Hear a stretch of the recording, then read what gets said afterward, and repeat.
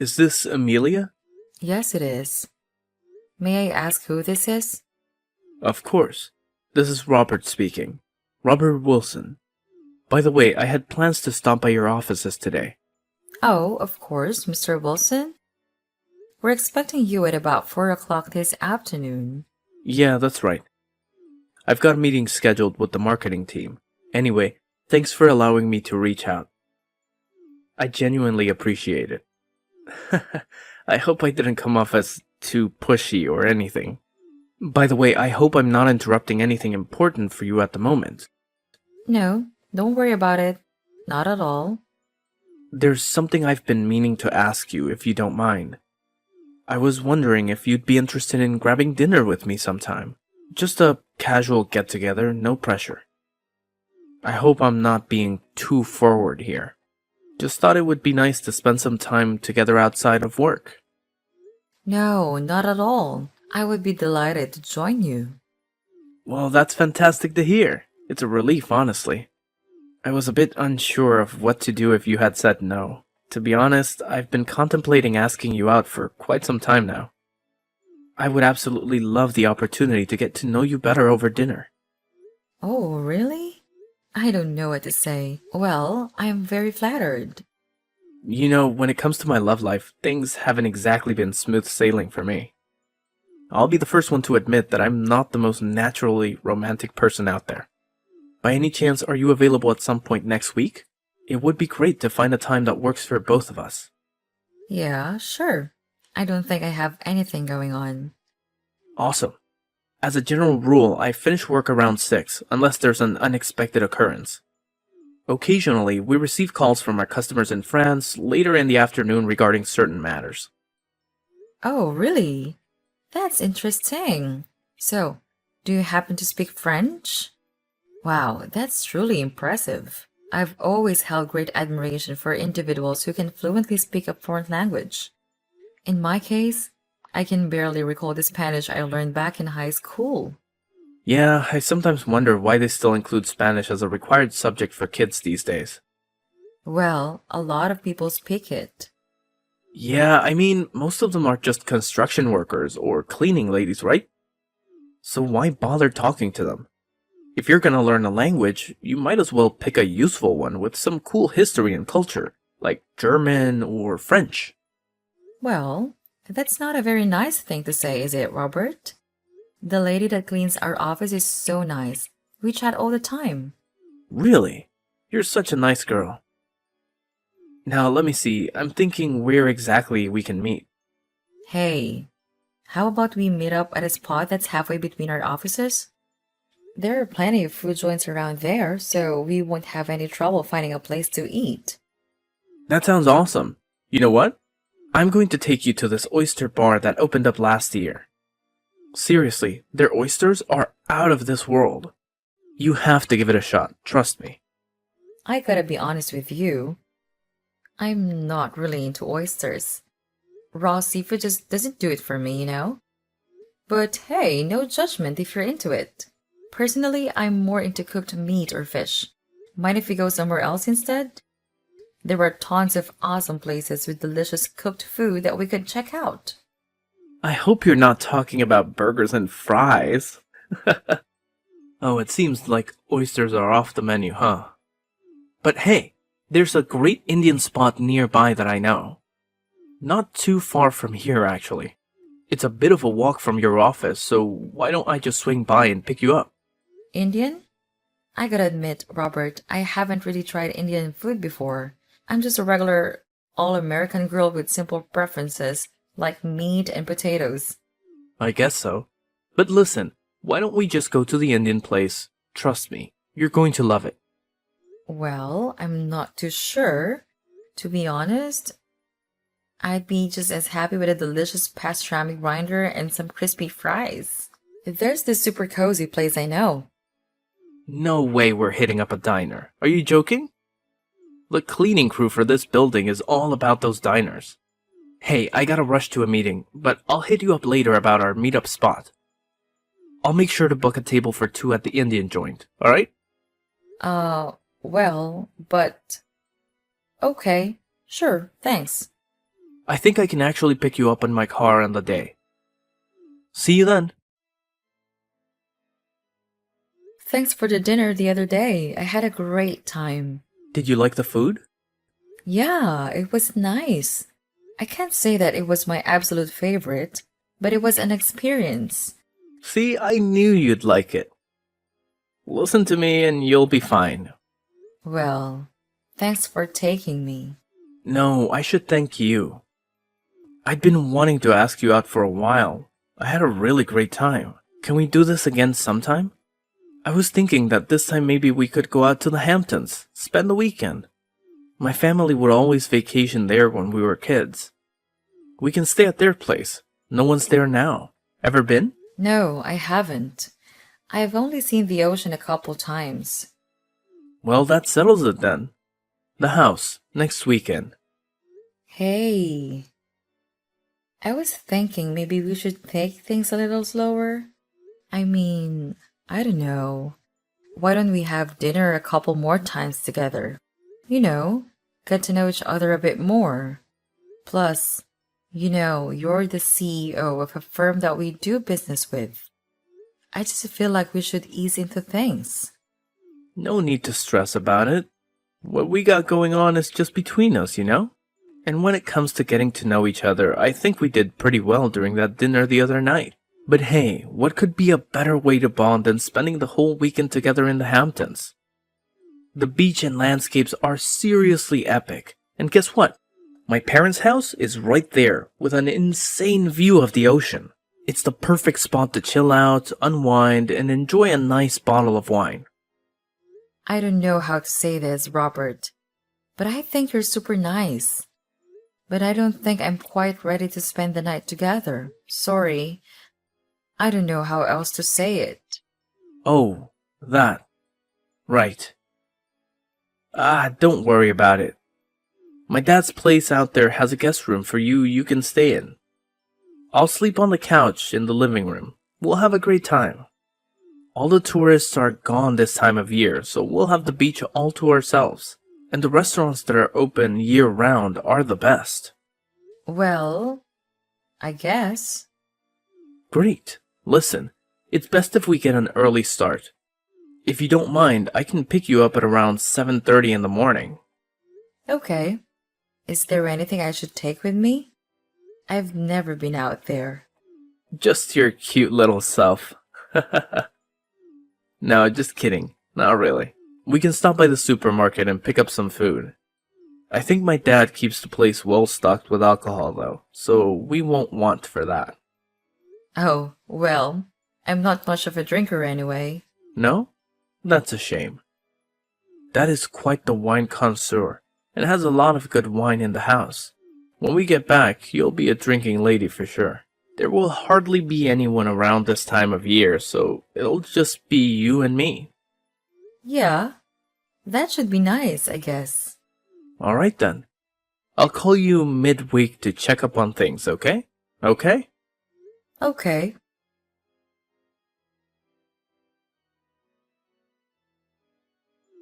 Hey, Amelia. I dropped by the other day, but you weren't in. Where were you? I was expecting to see you. What day did you come by? Last Wednesday, at about 3. You want to tell me where you were? Oh, right. I was on my break. I usually take a break with the girls at about 3. Nice to know.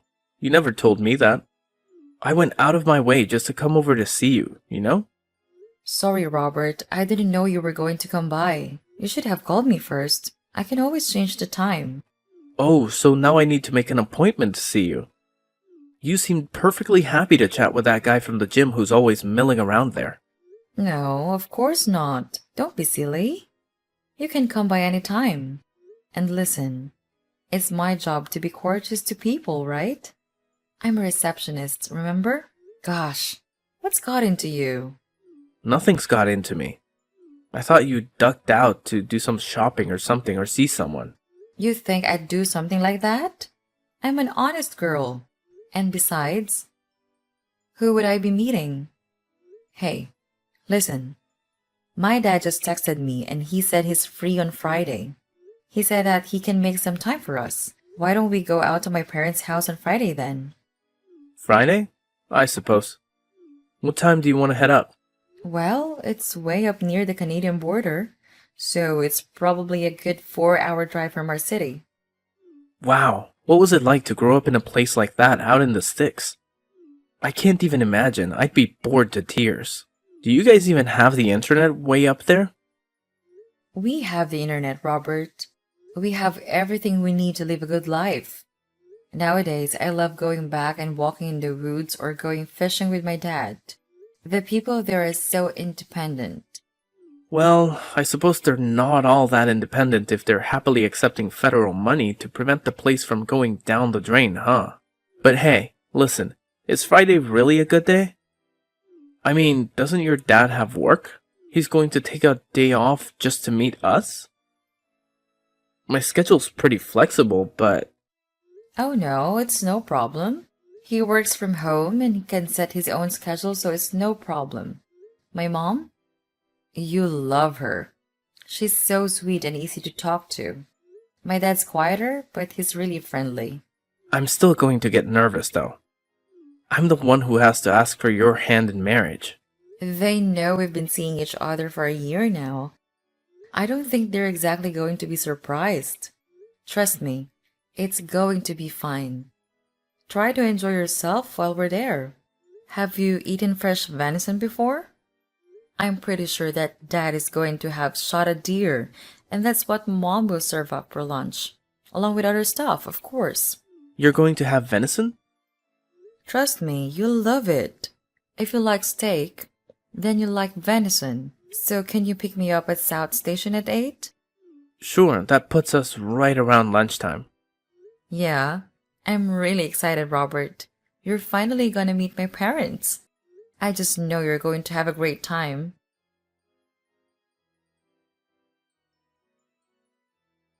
Robert, what's going on?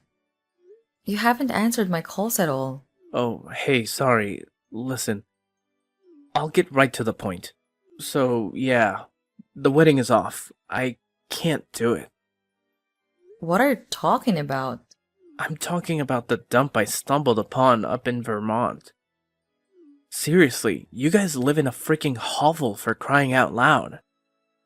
It's like some backwoods Daniel Boone territory. What the hell is going on up there? What are you talking about? I don't know what you mean. The house? What about it? The house, the area. I mean, Emilia, I need to marry someone more or less of the same background. I guess now I know why you wanted to get out of there so bad. I can't marry someone like you. I mean, what were you thinking? I can't take someone of your background as my wife. I can't believe what I'm hearing right now. Robert, please tell me you're joking. Where is this coming from? Oh, please. You think I'm joking? You actually expect me to marry you? Get real. I'm not some hick from your world. My family isn't a bunch of ignorant bumpkins like yours. I'm starting to think that you're just after my money, more than anything else. It's crystal clear to me now, actually. Your dad doesn't lift a finger, and your mom is the one scrapping by to support your sorry family, isn't she? Gotta hand it to you. You've done a fantastic job of hiding your humble origins. You've even managed to acquire a somewhat decent way of speaking. Impressive, I must say. Robert, you better be careful with what you're saying because you're way the hell off base. How dare you say that about my parents? Look, I'm just calling it as I see it. It's a good thing I found out before we got hitched. I can't just marry any riffraff. I'm going to have to carry on the Wilson legacy someday, and I need a wife who is from the same social class as I am. Oh my god. Wow. We are starting your true colors now, aren't you, Robert? So now I know what's important to you. God, I feel like a fool. The whole time we were having lunch, you were looking down on us in our own home? Thinking we're riffraff and hicks? Don't worry. We can call the wedding off. That's For damn sure. We're way past that, Robert. Don't talk to me when you come by the company. Oh, believe me, I won't. So don't get all angry at me. I'm the one who should be angry. What would I want with a hick from the North Woods who's after my money? So long, hick. In fact, don't go telling anyone that we were dating for a whole year. If it gets out that I was gonna marry some hick from Vermont, I'd never live that down. Wow. Robert, now I can see how ugly you are inside. Whatever, Amelia. You're the one who never told me that you were dirt poor. It's all about compatibility. You'd never be able to fit into my world. I have a certain reputation to uphold. How am I going to introduce you to my friends and take you to parties? What a waste it's been. I feel cheated. Anyway, the wedding is off, and don't even talk to me, as I still have to go over to your company. Okay, Robert. Thanks for nothing.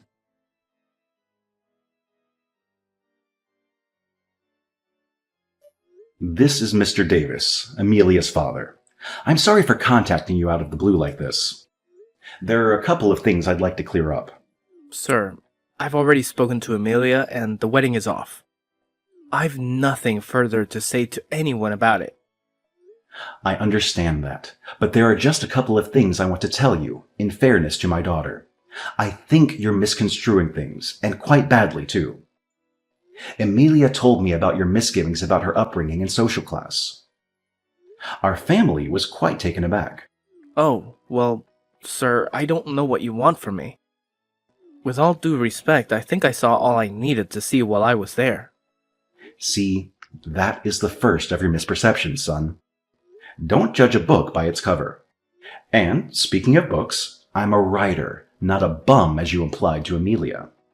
Well, I suppose anyone can call themselves a writer these days now, can't they? I've written a blog before, so I guess I'm a writer too, right? I write for a living. Actually, Robert, I've been on the New York Times bestseller list, if you need to know. In fact, my wife and I could easily retire with the royalties I make. Amelia works down in Boston because, well, she wants to experience city life. She has a trust fund, so if she didn't want to work, she wouldn't have to. When we pulled up to your house, it sure didn't look like the house of a famous writer, I can tell you that. Again, Robert, you are off the mark.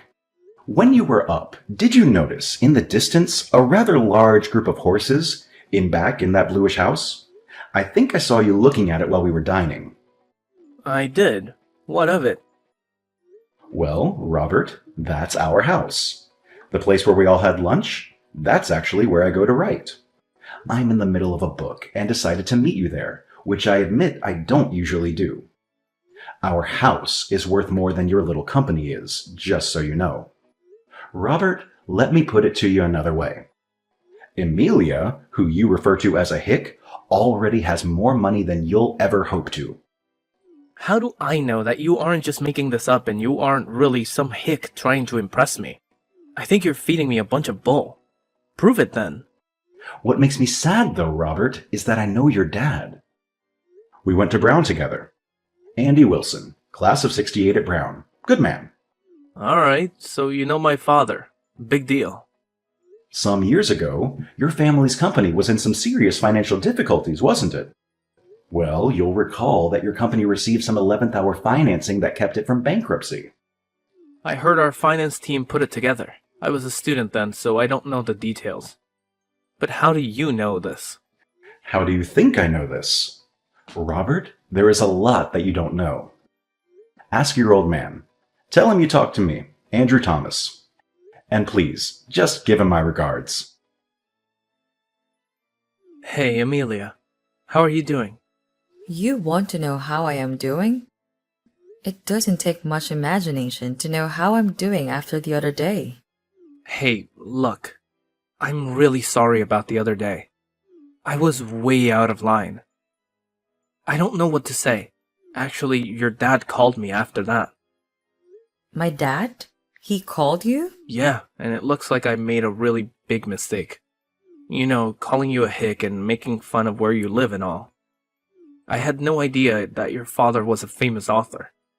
Well, his books have been translated into 25 languages and are used in curriculum in colleges. The royalties sure do add up. Actually, it turns out that he loaned my dad money a while ago when our business was in trouble. I didn't realize how much money he loaned my dad. Not even the bank would have financed that much. I had no idea. Did you know that? I was faintly aware of it, I suppose. Damn. Wow. I guess I really messed up. Listen, I don't know what came over me then. I'm so sorry. Your prick is what came over you. Hey, come on. I really am so sorry. Can't a guy get a second chance? Oh, a second chance, you say? So you can swoop in and marry yourself a little daddy's girl with a fat wallet? Dreaming of that luxurious life, are we? A fancy chalet, hitting up J Peak and all that jazz, huh? Huh, you've really got it all planned out, don't you? How do you even have the nerve to call me like this? I want us to get back together. I mean it. And the fact that my dad is loaded has nothing to do with it, right? Well, I mean, no. Well, sure, it crossed my mind, but... Robert, you are pathetic. Listen, I wouldn't marry you if you came crawling up to Vermont all the way from Boston. The only connection we have now is that your father is in hock to my family for more money than you'll ever make in your life. And I think you actually thought I lived in a hovel, as you put it. You better pay us back every cent we lent you, or you and your family will be living in one for real. Hey, take it easy. Why are you so angry? Are you stupid as well? You disrespect my family after dining in our house. My mom spent the whole morning preparing lunch for us with a deer my dad went out and shot himself. They were so nice to you, and then you turn around and insult them. You don't even have the guts to tell me face to face. You know, I should have listened to that voice inside me. There were so many signs along the way that this wasn't going to go right. What do you mean? What do I mean? The demeaning things you said about where I'm from, about people who aren't like you.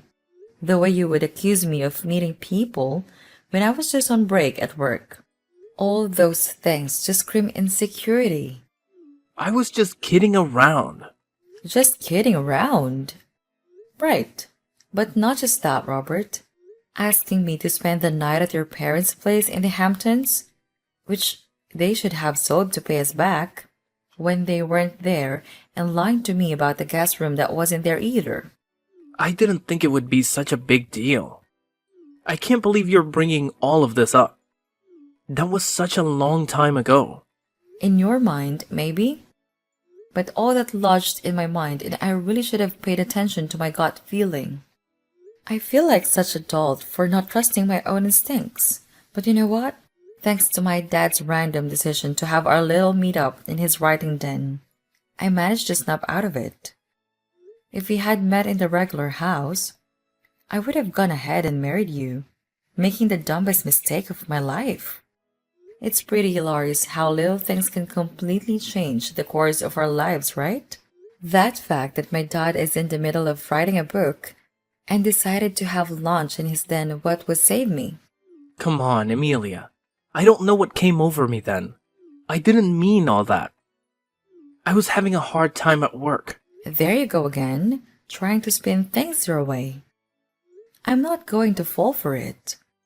No wonder you were so desperate to ask me out that first time. You probably couldn't get any other woman to go out with you. They also threw you to see that you were a loser. You don't have to be such a witch about it.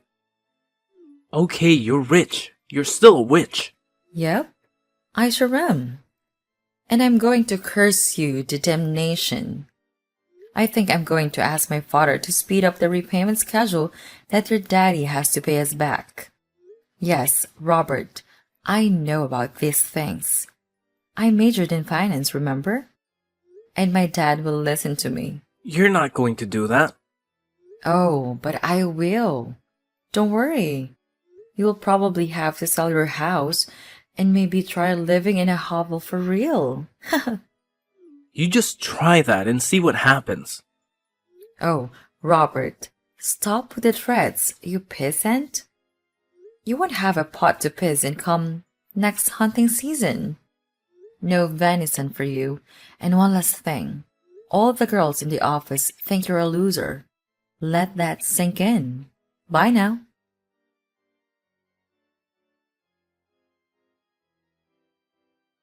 That marked the end of my association with Robert.